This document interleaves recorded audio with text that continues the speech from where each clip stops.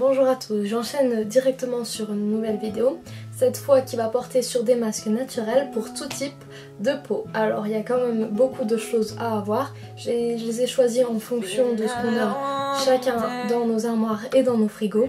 Alors je vais commencer tout de suite, c'est parti.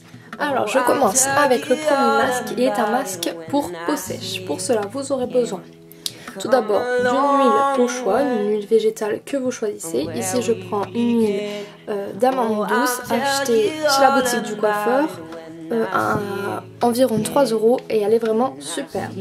Pour continuer, j'ai mis dans ce petit pot une cuillère à soupe de crème fraîche, donc crème fraîche plutôt épaisse. Et enfin, pour terminer, 2 cuillères à soupe de cacao. Donc les gourmandes vont bien aimer ce petit masque. Je commence en mettant une cuillère à soupe de mon huile. Donc je répète que vous pouvez prendre l'huile de votre choix. Je mélange les deux et je mets le cacao. Alors il est important de prendre un cacao non sucré, comme le cacao type Nestlé et non pas Nesquik. Donc mon plan de travail va être un peu ça au fur et à mesure que les masques se font. Je vais mélanger ensuite le tout.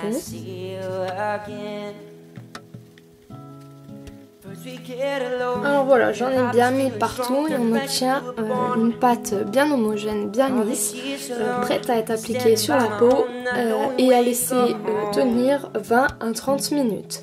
Donc je répète que c'est un masque pour les peaux sèches, les gourmandes vont adorer. Donc le deuxième masque est un masque matifiant pour les peaux mixtes à grasses. Pour ma part je le préfère sur les peaux mixtes mais il marche aussi bien sur les peaux grasses. Alors ici j'utilise un blanc d'œuf et une cuillère à soupe de talc. Vous pouvez aussi bien l'utiliser avec de la farine mais je trouve que ça sent tellement bon avec du talc. Donc nous allons mélanger les deux et nous allons obtenir une pâte. Alors, après avoir longtemps insisté pour mélanger ces deux textures, on obtient une pâte assez moussante qui n'a pas l'air vraiment très jolie à l'œil, mais qui est très efficace sur la peau. Pour continuer, je vous ai trouvé deux petits masques originaux. Je vais commencer par le masque Stop Bouton. Pour cela, vous aurez besoin d'une cuillère à soupe de sucre, d'une cuillère à soupe de jus de citron et d'une tomate écrasée. Avec la tomate, je rajoute le sucre, puis le jus de citron. On mélange les deux. Vous avez un masque assez liquide, donc je vous conseille de le mettre avec un pinceau pour que ce soit plus facile. En tout cas, ce masque est très efficace et je vous le conseille. Alors la dernière recette est un masque revivifiant pour les peaux ternes. Rien de plus simple, vous avez besoin de 2 fraises bien mûres et d'une cuillère à soupe d'huile d'amande douce.